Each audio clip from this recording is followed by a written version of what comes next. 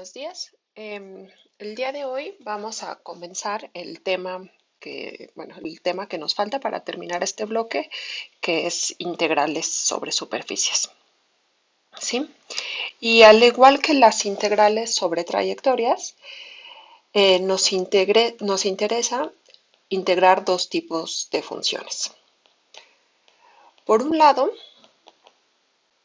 tenemos las funciones escalares, o sea, los campos escalares, que son funciones definidas en una región de pues, R3, porque nuestras superficies viven en R3, y su codominio son los reales. Y por otro lado, vamos a tener campos vectoriales, también definidos en R3, que son funciones simplemente de R3 en R3. Y bueno, ayer en los foros empezaron a preguntar sobre, en el caso particular de las integrales sobre trayectorias, de cuándo, cuándo usar integrales de trayectorias y cuándo integral de línea. Pues bueno, las integrales de trayectoria propiamente eran cuando querían integrar una función escalar, y las integrales de línea es si ustedes quieren integrar una función vectorial.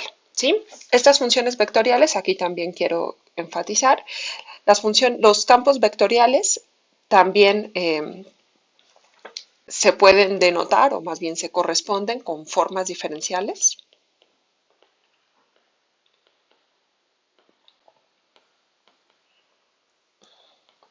Y habíamos visto pues que justamente cada forma diferencial induce un campo, cada campo induce una forma diferencial, y esto nos permite integrar este tipo de expresiones sobre trayectorias. Y pues lo mismo va a pasar en el caso de las superficies. Muy bien.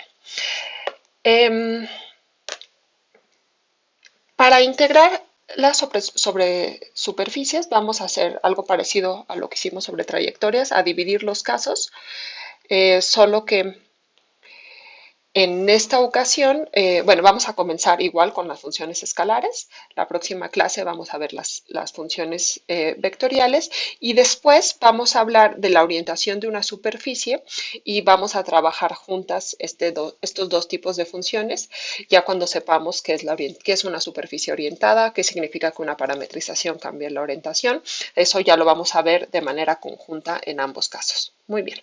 Entonces, el día de hoy nos interesa definir quién sería la integral de una función de este estilo sobre una superficie parametrizada, y sobre todo qué significa integrar una función sobre una superficie.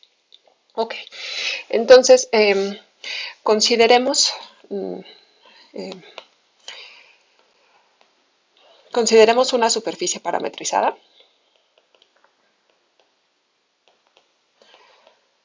Una superficie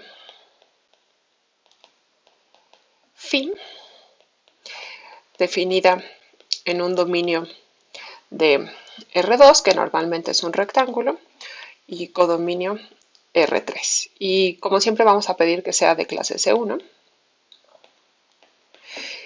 Y supongamos que la superficie vive en una región U de R3. ¿Sí? Luego consideremos una función f definida en esta misma región con codominio R. Y lo que nos interesa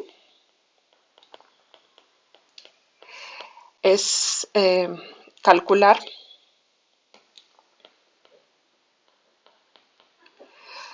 la integral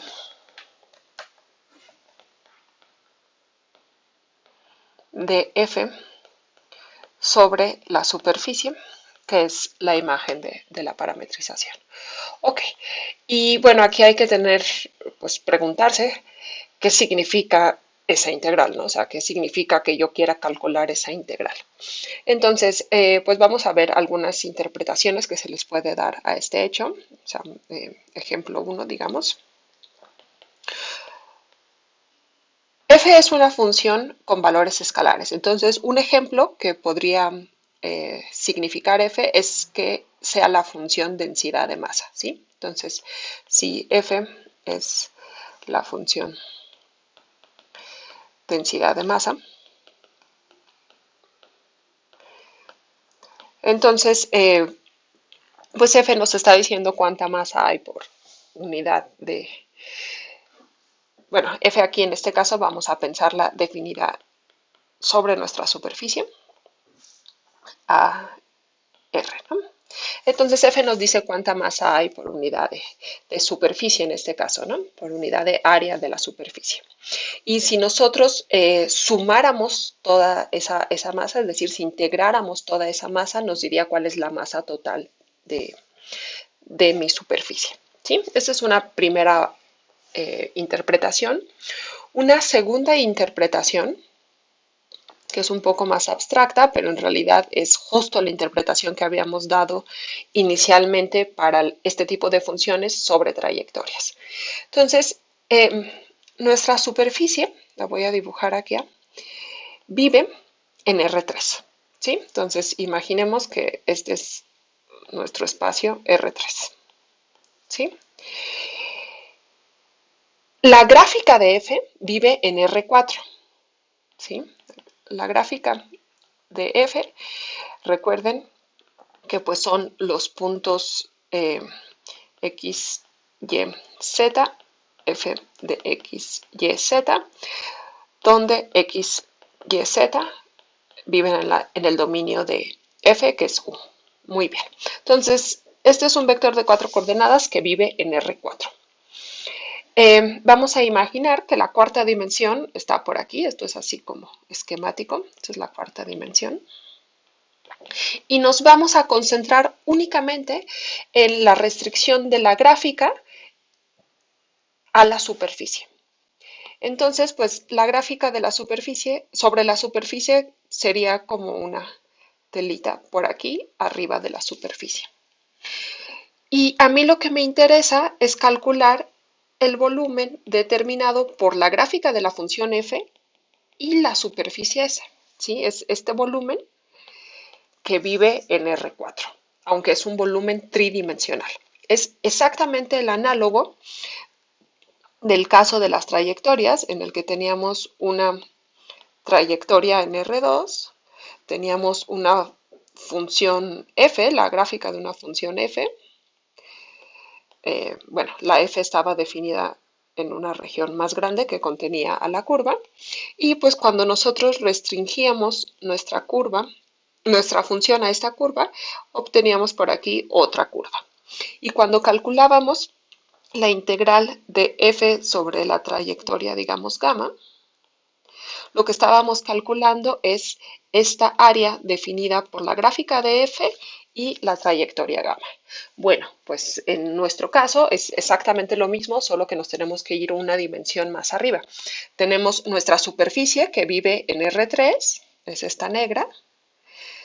Tenemos la gráfica de la función que vive en R4, y entre la gráfica restringida a mi superficie y la superficie se generó un volumen.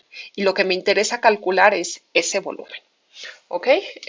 Entonces, ambas interpretaciones están bien como para motivar. Una es calcular la masa de una superficie, la otra es calcular este volumen que se genera por la gráfica de f y la superficie. Muy bien. Ahora, ¿qué podemos observar? Si nosotros quisiéramos calcular este volumen con las integrales que vimos al inicio del curso, lo que tendríamos que hacer es simplemente calcular la integral de la función f sobre mi conjunto, que es la imagen bajo la parametrización de mi dominio D. ¿Sí? Noten que, pues, phi de D es una superficie que vive en mi región U, que a su vez vive en R3. Y si la parametrización es bonita, digamos de clase C1, y D pues es un conjunto compacto, es altamente probable que la imagen tenga contenido cero. Y si tiene contenido cero, pues esta integral nos daría cero. ¿Sí? Esto es respecto a la definición original de integral que vimos de una función sobre un conjunto. Muy bien. Entonces, evidentemente, si no, lo que nosotros queríamos calcular era ya sea la masa o este volumen, pues no podemos usar esta definición de integral porque nos va a dar cero. Y eso no tiene sentido con el objetivo que estamos buscando. ¿Sí?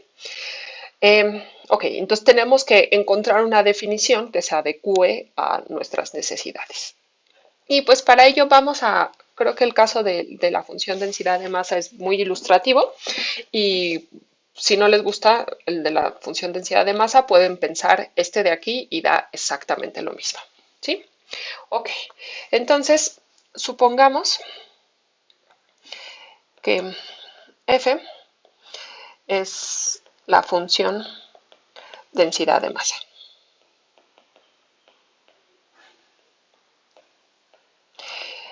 Supongamos que nuestro dominio es este rectángulo de R2, ¿sí? Y consideremos una partición P del dominio.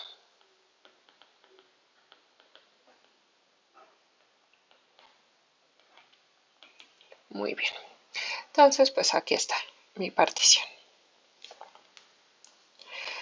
Luego, tengo mi parametrización que me manda este rectángulo en una sábana flotando por ahí en R3. Y evidentemente, pues la partición del dominio también divide en estos parchecitos que ya hemos trabajado a la superficie.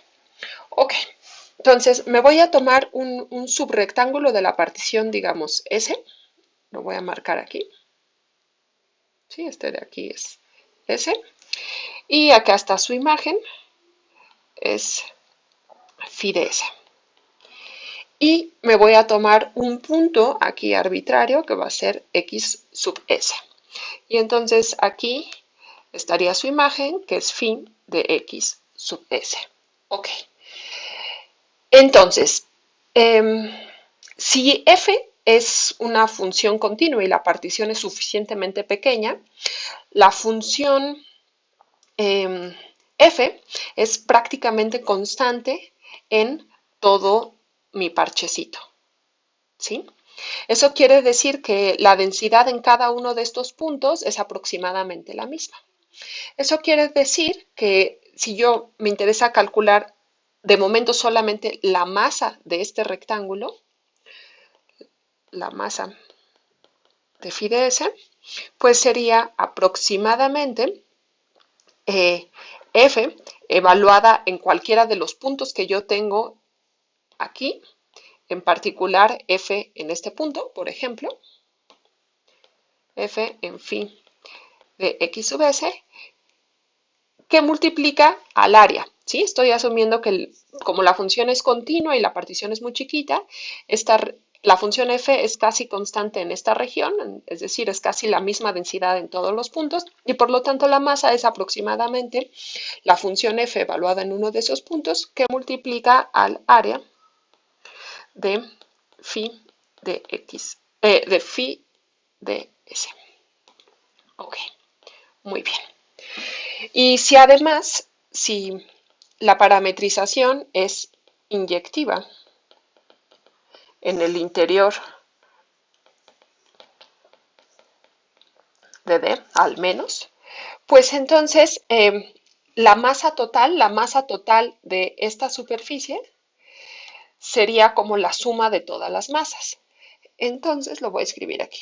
La masa de la superficie total de phi de D, pues es aproximadamente bueno, no aproximadamente si es inyectiva, entonces puedo decir es igual a la suma sobre todos los subrectángulos de la partición de las masas de cada uno de los parchecitos. Muy bien. Y ya aproximé cuánto valen estas masas de los parchecitos. Esto es aproximadamente la función f evaluada en phi de algún punto del subrectángulo que multiplica al área de mi parchecito. Ok, entonces me quedo con esta expresión y sigo jugando. Pues nosotros ya sabíamos que, a ver, vamos a regresarnos a la imagen. Para estos puntos, pues existe el vector tangente en una dirección, el vector tangente en otra dirección y el vector normal, ¿sí? Este de aquí lo escribo, el vector normal Y sabíamos que la norma de este vector normal, evaluado en cualquiera de los puntos del subrectángulo, es aproximadamente el área del parchecito. Entonces, esta área del parchecito que estamos buscando la podemos reemplazar simplemente por la norma del vector normal. ¿Sí? Es decir, la norma de la parcial de phi respecto de u evaluado en x sub s que multiplica a la parcial de phi respecto de b en x sub s.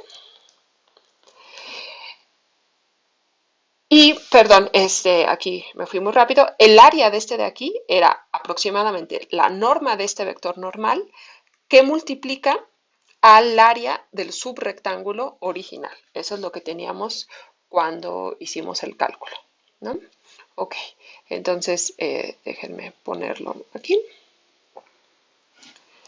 por el volumen de S. ¿Sí? El volumen de S en realidad es el área del subrectángulo. Ok, y esto lo tenemos que sumar sobre todos los subrectángulos de la partición. Muy bien.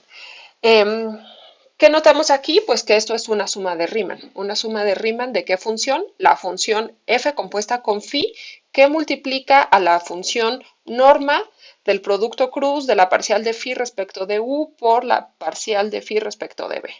¿Sí? Y pues esto, si la partición es suficientemente pequeña, se aproximará a la integral de la función que acabo de decir, es decir, f compuesta con phi, que multiplica a la función norma parcial de phi de u, producto cruz, parcial de phi respecto de b. ¿Y sobre qué región estamos haciendo esta integral? Pues la suma era sobre todos los subrectángulos de la partición y la partición era una partición del rectángulo D, es decir, del dominio de phi. Eso quiere decir que la masa que nosotros estábamos buscando se puede aproximar a través de esta expresión.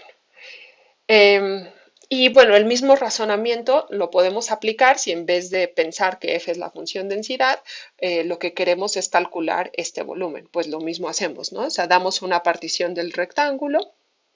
Esto me induce una partición de la superficie en parchecitos y el volumen total es la suma de estos volúmenes y cada uno de estos volúmenes tendrán altura f de phi de x sub s y por el área de la base, y el área de la base pues es el área del parchecito. Ajá, es exactamente lo mismo.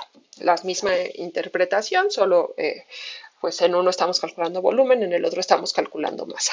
Muy bien.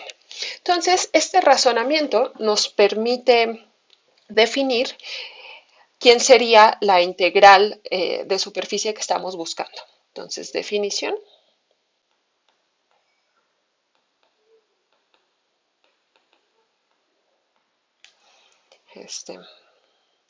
Sea phi definida en un dominio, normalmente un rectángulo de R2 a R3, una parametrización de clase C1, supongamos que la imagen, digamos, teta, vamos a denotarla por teta, a la imagen, vive en una región U de R3 y sea f de esta región U en R una función continua, ¿sí? Una función escalar, ¿sí? Muy bien, entonces definimos y denotamos la integral de la función escalar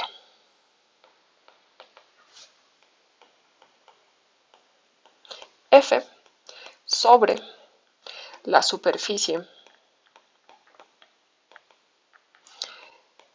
phi de d o teta, como le quieran llamar, como, entonces la notación que vamos a usar es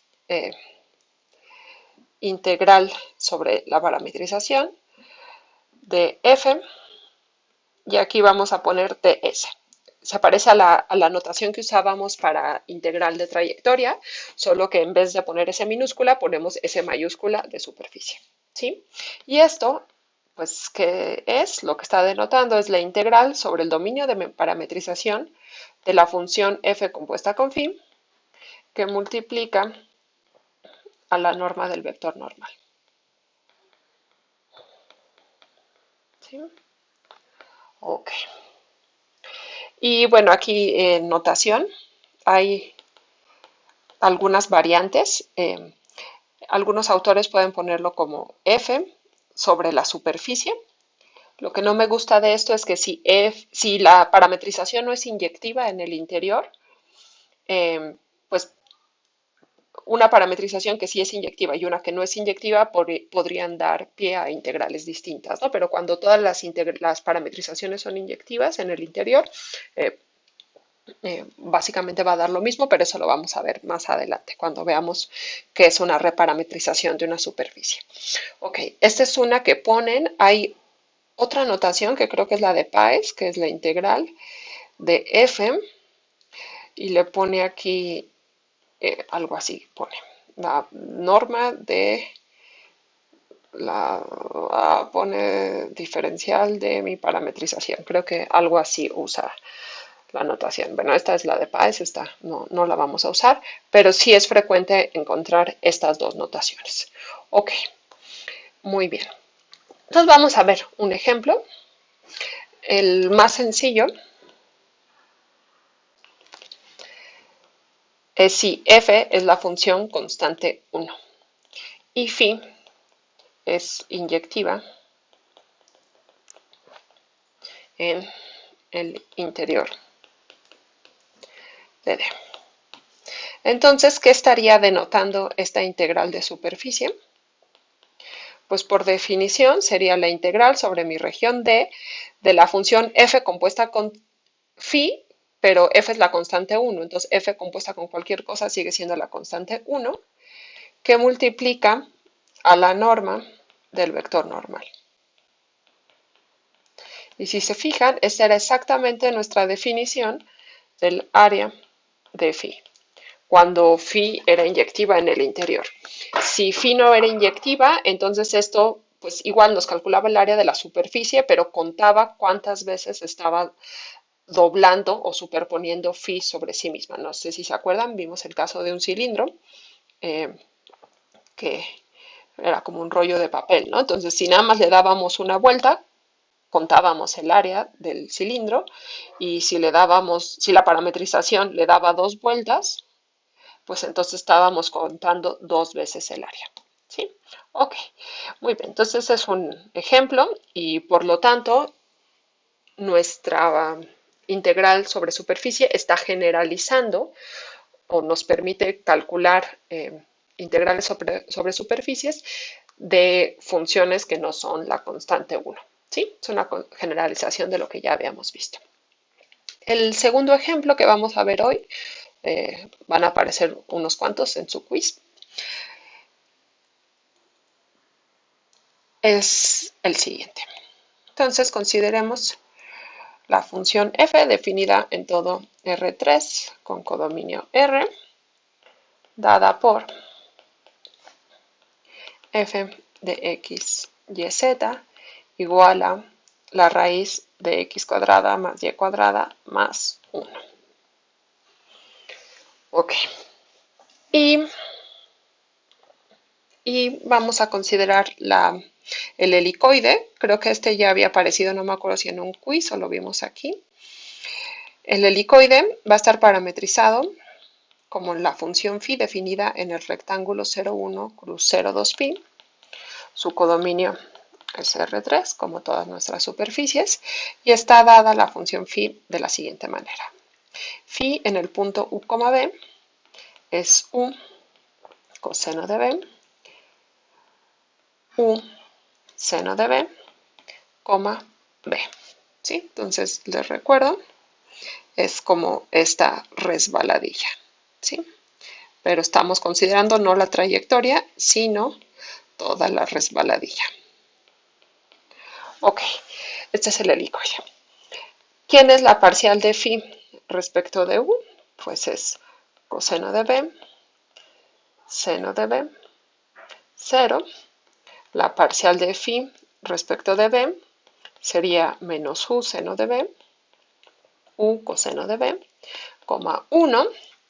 Y el producto cruz de estos dos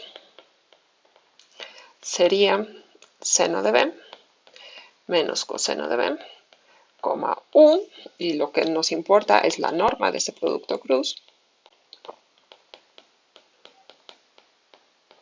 que sería raíz de 1 más u cuadrada. Ok, entonces ya tenemos los ingredientes para hacer nuestra integral, vamos a calcularla. Entonces la integral que estamos buscando es la integral de esta función f sobre mi superficie. Por definición, esta es la integral sobre el dominio de mi parametrización de f compuesta con phi, que multiplica a la norma del vector normal. Y aquí quiero hacer notar, no lo dije hace ratito, pero hay que enfatizar, esta integral, ¿qué tipo de integral es? Pues esta es una integral de las que vimos al inicio del curso, ¿sí? Es una integral de Riemann normalita sobre una región D. Y además, si D es un rectángulo, como es nuestro caso, pues esto lo podemos ver como una función iterada usando el teorema de Fubini y el hecho de que todas las funciones que están aquí adentro son funciones continuas. ¿Sí? Cuando son funciones continuas podemos usar el teorema de Fubini y escribir esto como una integral iterada. ¿Qué integral iterada sería? Pues la integral de 0 a 1, de 0 a 2pi, de f evaluada en phi de u, b, que multiplica a la norma de este de aquí, que ¿quién sería la norma? Pues a ver, era raíz de 1 más u cuadrada. Ok, y esto pues primero integramos respecto de b y luego respecto de u. Muy bien, ¿quién sería f evaluado en phi de la parametrización? Entonces regresamos, f de x, y, z era la raíz de x cuadrada más y cuadrada más 1. Si componemos f con phi, nos quedaría f con phi evaluada en u, b, sería u cuadrada coseno cuadrado de b, u cuadrada seno cuadrado de b, más 1.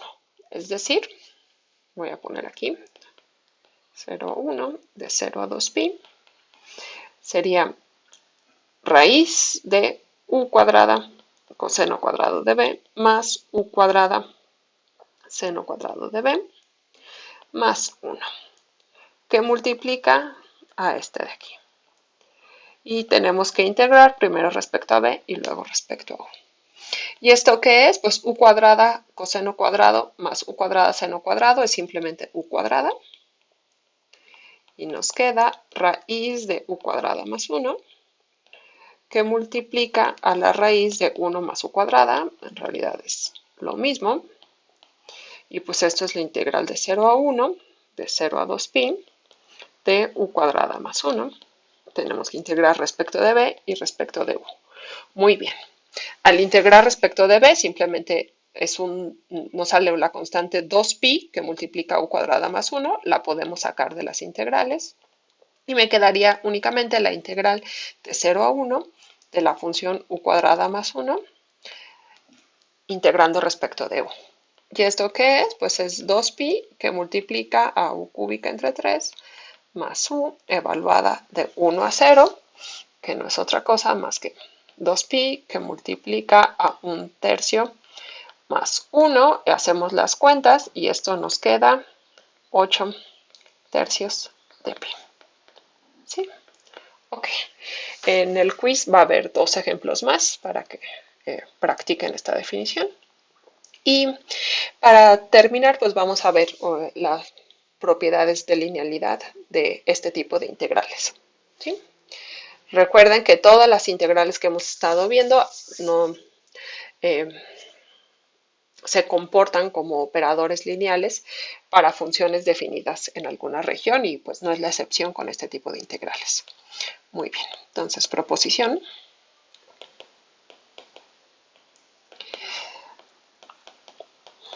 Si phi está definida en esta región R2 a R3 es una parametrización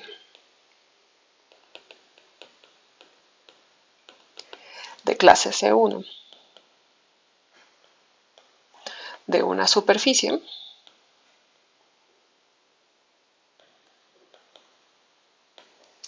y F y G definidas en una región U de R3 a R son funciones continuas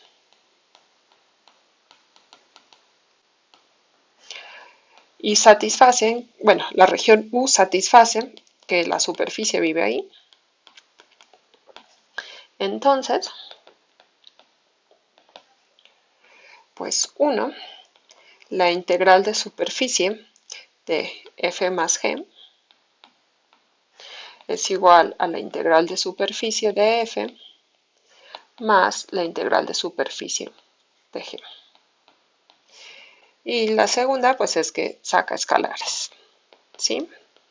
La integral de superficie de la función alfa f, pues es alfa veces la integral de superficie de la función f.